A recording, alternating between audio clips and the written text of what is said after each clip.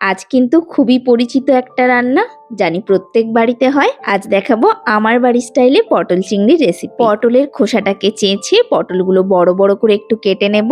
যেটা খুব বড় সেটাকে 3 ভাগ করেছি, আর একটু ছোটগুলোকে 2 ভাগ করেছি। নুন দিয়ে ঢাকা দিয়ে ভাজতে দেওয়ার পর এদিকে একটু বড় বড় সাইজের আলু কেটে সেদ্ধ বসিয়ে দিয়েছি। নুন দিয়ে 80% পটলটা ভাজা হয়ে যাওয়ার পর হাফ চামচ হলুদ গুঁড়ো দিলাম।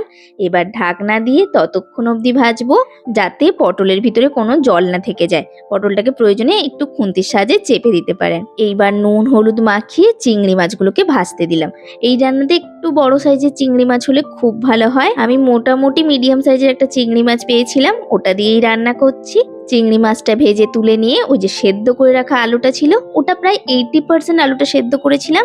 এবার ওই তেলেই কিছুক্ষণ ভেজে পুরো 100% সেদ্ধ করে ফেলবো। এবার কড়াইতে আরো কিছুটা সর্ষের তেল দিয়ে দেব কিছুটা গোটা গরম মশলা ফোড়নে, তারপর দেব কুচনো পেঁয়াজ। এবার পেঁয়াজটাকে নুন দিয়ে ভাজতে থাকবো। পেঁয়াজটা ভাজা হয়ে এলে তারপরে দেব একটা টমেটো কুচি। টমেটো কুচিটা দিয়েও বেশ কিছুক্ষণ ভাজবো। টমেটোটা নরম হতে শুরু করবে, তারপর দেব 2 চামচের মতো আদা রসুন টমেটোর পেস্ট। এবার সবটাকে ভালোভাবে ভেজে নেব যতক্ষণ না কাঁচা গন্ধ যাচ্ছে।